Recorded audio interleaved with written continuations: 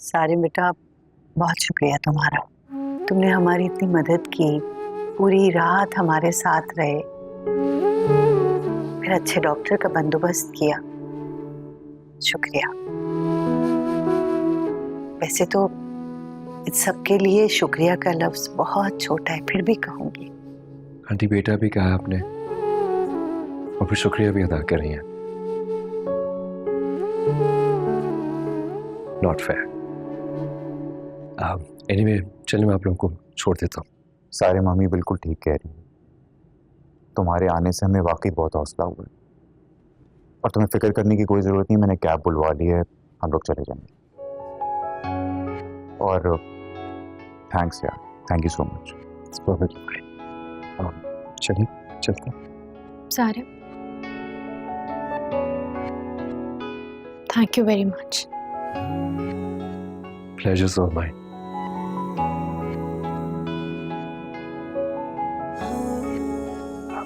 चलें चलते हैं, मैं मेडिसिन भी ले लेता हूँ हल्की।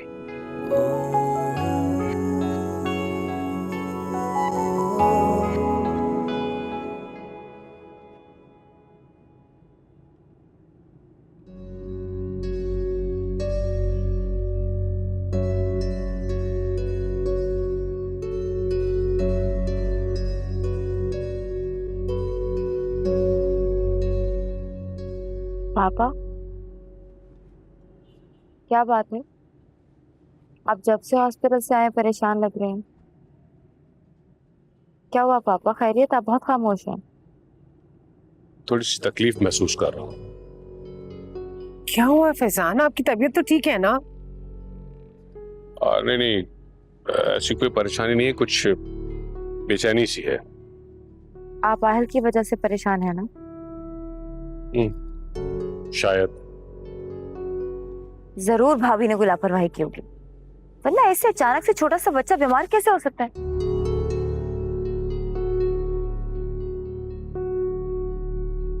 पापा कुछ बोले तो सही, क्यों चुप है? कुछ नहीं, मैं थोड़ा आराम करने जा रहा हूँ। देखा मम्मा, ये पता है क्यों चुप है? क्योंकि उन्होंने सारिम को कल रात देख लिया था, खुद नहीं बताएंगे। और आपने देखा था सारिम भी वहां पे सारी रात थे और भाभी ने हमें बताने तक की कोशिश भी नहीं की। वो तो शानजेब भाभी की कॉल आई थी। जाहिर है उन्होंने तो इसीलिए फोन करके बुलाया ना, ताकि उनका खर्चा बच जाए। शानजेब तो ऐसी नहीं है ना। कुछ दिया था पापा ने? हाँ, उन्हें जाते भी याद आया था तो वो जाकर आहिल को दे आए थे। तुम भी तो वही थी ना, तुम्हें याद नहीं है? नहीं, पापा तो वहां नहीं आए। क्या फैजान वहां नहीं गए थे? मुझे तो वो यही कह के गए थे कि मैं आहिल के पास जा रहा हूँ।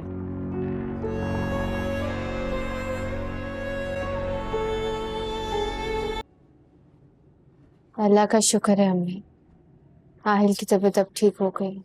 हाँ शुक्र है रूमी, मैं तो बहुत परेशान हो गई थी आहिल की वजह से, और जब इसके दादा दादी को हॉस्पिटल में देखा तो मैं और भी डर गई थी। शुक्र है ठीक हो गया। ऐसे अम्मी, ये आहिल ने ऐसा क्या खाया होगा कि फूड पॉइजनिंग हो गई? पता नहीं बेटा, ये तो इतना छोटा है, सिर्फ दूध ही पीता है, पता नहीं कैसे हो गया।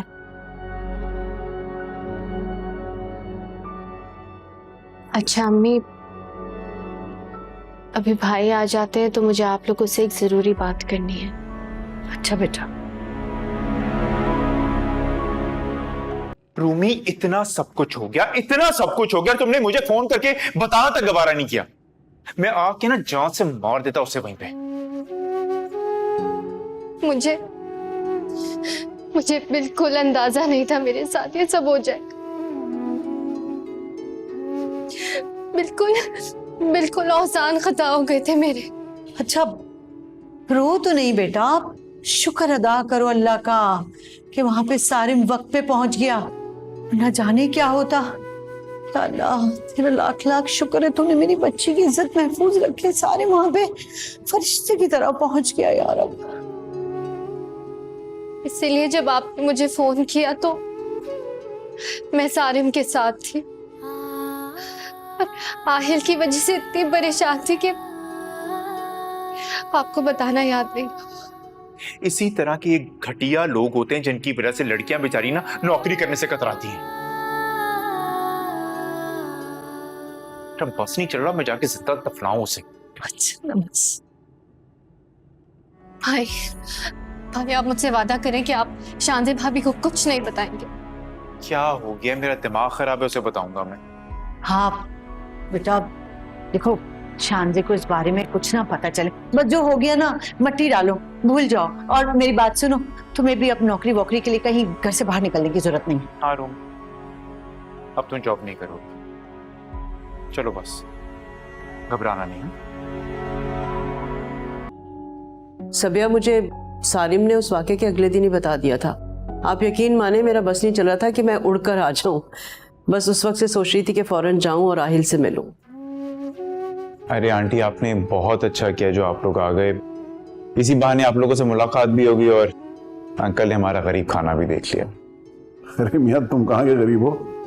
हैं, माशाल्लाह से तुम्हारे सर पर तुम्हारी वालदा का साया है, तुम्हारी एक छोटी प्यारी सी बहन है, मोहब्बत करने वाली बीवी है, और फिर अल्लाह ने औलाद की नेमत से भी नवाजा हुआ है। और बाकी ये छोटे मोटे तो आते जाते रहते हैं यार। बिल्कुल ठीक कहा है आपने। माशाल्लाह बहुत अच्छी सोच है आपकी, वरना आजकल तो लोग स्टेटस देखकर ही म्यार जांचते हैं किसी का।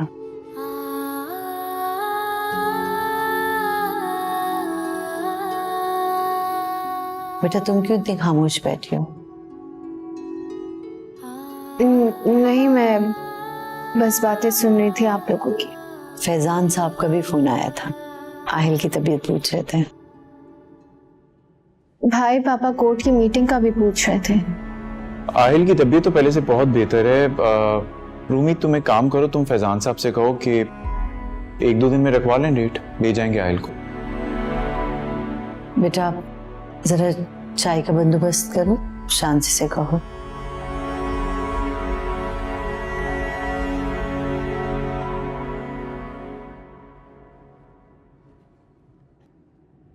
भाई रूमी, तुम तो बहुत ही खुशकिस्मत हो। क्या मतलब है इस बात का भाभी? भाई मतलब ये है कि आहिल की खैरियत मालूम करने के लिए तो नहीं आए ये, दरअसल तुमसे ताल्लुकात अच्छे करना चाहते हैं। अब देखो, पूरी रात ये कैसे आहिल के आगे पीछे होता रहा है सारिम। हाँ, फौरन डॉक्टर को बुलाया। पागल अच्छा लड़का है, बहुत पहुंचे हुए लोग हैं। भाभी चाय उबल रही है, प्लीज आप चाय देखिए। वो मैं देख लेती हूँ, देख रही हूँ साथ साथ। बल्कि तुम एक काम करो, कबाब लेके आओ, कबाब फ्राई कर लेते हैं। इतने तो खातिरदारी बनती है उनकी। भाई सारिम ने अस्पताल का पूरा बिल अदा किया है। सुनो, तुम्हें पता है आरिफ ने ना इसके पैसे वापस करने की कोशिश की, लेकिन इसने इतने प्यारे तरीके से इनकार कर दिया। बहुत ही अच्छे लोग हैं, कसम से खुशकिस्मत हो। जाओ जाओ कबाब लेके आओ ऊपर से।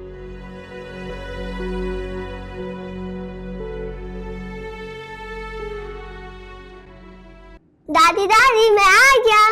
ओ मेरा बच्चा आ गया। इतने दिन लगा दिए तुमने नानू के घर से आने में, हैं?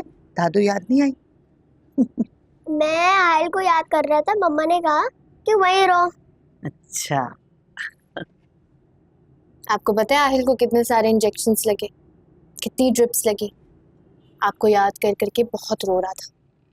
बाबा ने मुझे बताया था, शुक्र है मैंने वो दूध नहीं पिया, अगर मैं पीता मुझे भी इंजेक्शन लगते।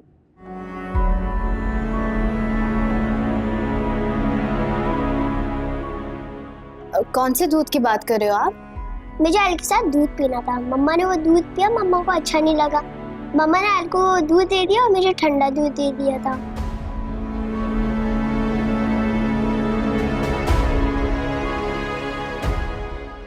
सुना आपने?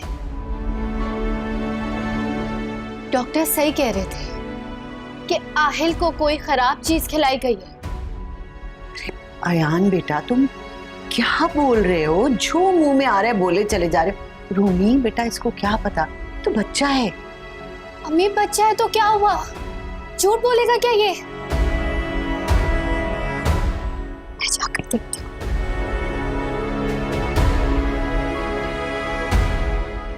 भाभी, आपको जरा शर्म नहीं आई ये हरकत करते हुए?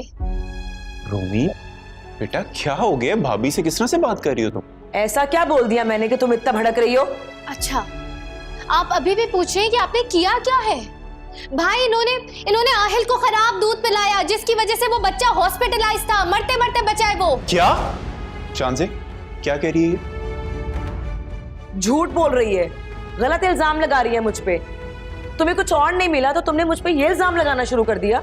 सारा दिन तुम्हारा बच्चा संभालती हूँ, सारा दिन री री री री सुननी पड़ती है, और जब बीमार हुआ तो अस्पताल में मैं खड़ी थी एक टांग पे, और तुम मुझे ये सिला दे रही हो इस चीज का। बंद कर दे अपने ड्रामे। मैं सोच भी नहीं सकती थी कि आप आहिल की जान के दुश्मन बन जाएंगी। एक मिनट तुम दोनों जरा चुप करो। रूमी बेटा किसी बेसिस पे तो तुम इल्जाम लगा रही होगी ना, तुम बहुत बड़ी बात कर रही हो, मालूम है ना तुम्हें? हाँ, और वैसे भी आहिल को अम्मी फीडर पिलाती हैं, मैं नहीं। बोले अम्मी आप खामोश क्यों हैं? हाँ, मैंने पिलाया था, लेकिन फीडर तुमने बना के दी थी। आपको लग रहा है मैं गलत कह रही हूँ? आप अयान से पूछें, इसने ही मुझे बताया है। अच्छा अयान, अब तुम पे ये वक्त आ गया है कि तुम इस छोटे से बच्चे की गवाही लोगी। अच्छा एक मिनट चुप हो जाओ ना तुम। अयान बेटा मुझे बताओ, आपको कैसे पता कि दूध खराब था? मम्मा ने वो दूध पी के देखा, मम्मा को अच्छा नहीं लगा, मम्मा ने वो दूध आयल को दे दिया और मुझे फ्रिज से निकाल के दिया दूध। मैंने मम्मा को बोला था आयल को अच्छा वाला दूध दे, लेकिन मम्मा मेरी सुनती नहीं है। क्योंकि आहिल का दूध फीडर में था और बेटा आपका दूध ग्लास में था, इसलिए मैंने वो वाला दूध दिया उसको, आहिल को। मम्मा दूध तो गिलास में था, आपको अच्छा नहीं लगा था इसलिए आपने आयल को दे दिया। किसके सीखे में आके बोल रहे हो सब कुछ? हाँ? क्या हो गया तुम्हें? क्या जाहिलों वाली हरकत है ये? और शांजे झूठ तुम बोल रही हो, इसलिए मेरे ख्याल में बेहतर होगा कि तुम ना कुछ दिनों के लिए अपनी माँ की तरफ चली जाओ। खुशी मिल गई ना तुम्हें? क्योंकि तुम अपने घर से निकाली गई थी तो तुमसे बर्दाश्त नहीं हो रहा था कि मैं अपने शौहर के साथ कैसे रह रही हूँ। देख लिया भाई आपने?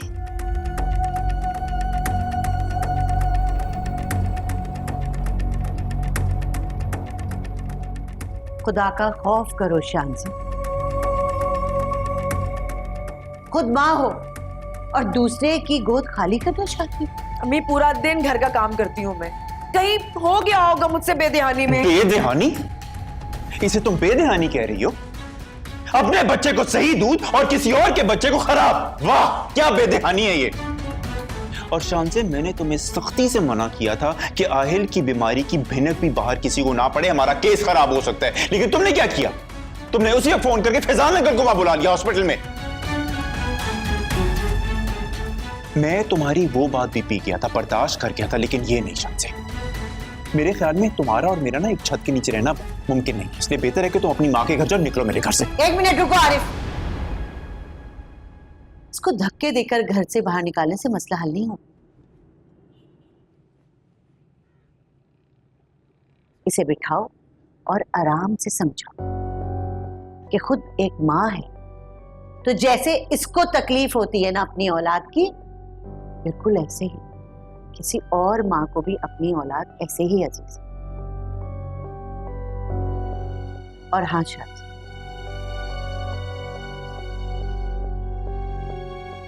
आज के बाद आहिल से दूर रहकर मेहरबानी फरमा।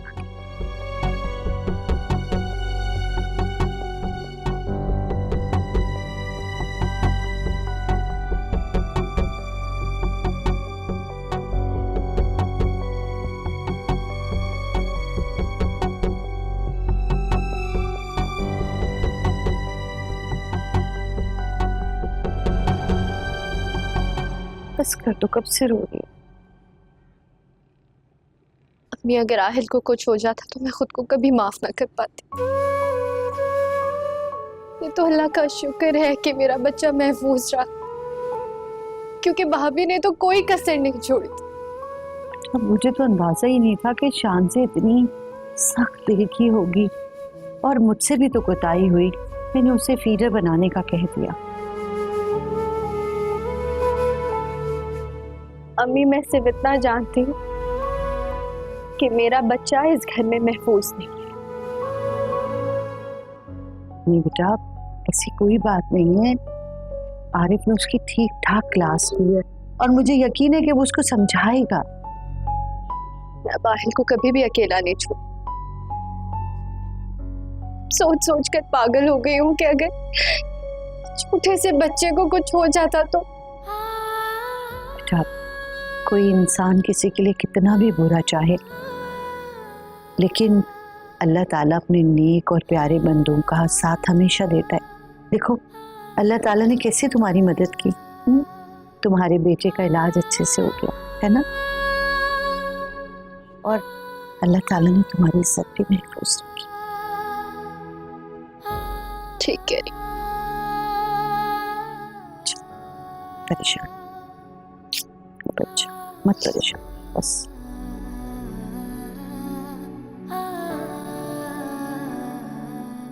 अम्मी की तबीयत शुक्र है अब ठीक है रूमी, कल ब्लड प्रेशर बहुत आएगा। अल्लाह का शुक्र है। अस्सलाम वालेकुम। अस्सलाम वालेकुम। बैठो बेटा बैठो बैठो।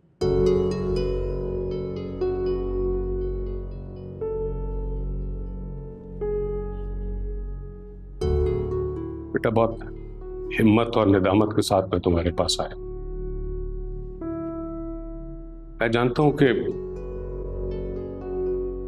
माफी मांगना इतना बड़ा काम नहीं जितना बड़ा काम माफ करना है।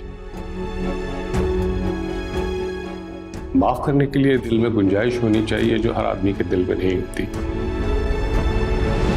मैं इतने दिनों से इस कश्मकश और मुसीबत में था कि मैं कैसे तुम्हारा सामना करूंगा,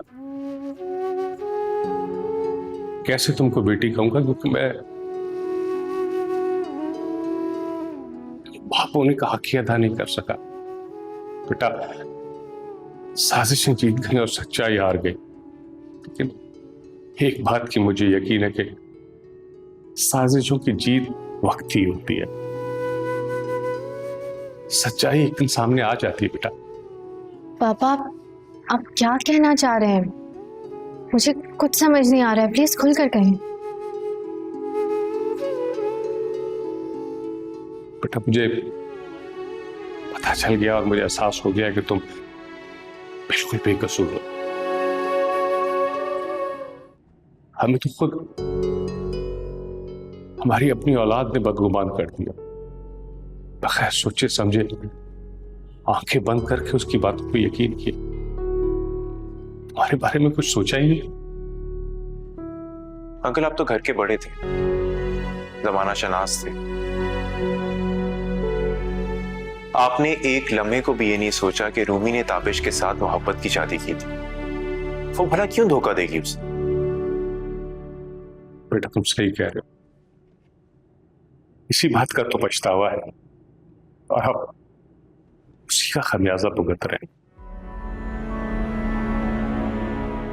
तो देखो कौसर को किस तरह आहिल के साथ खेल रही है।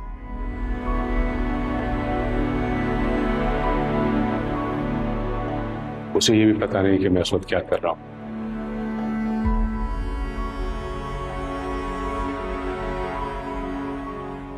या तो वो आहिल को देखती है या घड़ी। वो माँ जो 24 घंटे अपने पोते को सीने से लगाए रहती, अब महीने में सिर्फ एक दफा मिलने के लिए तरसती है उससे। तो अंकल इसके जिम्मेदार भी आप लोग ही हैं। मेरी बहन बेचारी अपनी पूरी जिंदगी आप लोगों के साथ आप लोगों के घर पे इज्जत से गुजारना चाहती थी, मगर आप लोगों ने क्या किया? इस पे एतमाद ही नहीं किया। देखो बेटा, रातों में गुजरा वक्त आ सकता हूं और मैं सब कुछ ठीक कर सकता हूं। बस अपना समीर का बोझ हल्का करने के लिए हाथ जोड़कर माफी मांगता हूं। बेटा मेरे दिल से माफ कर।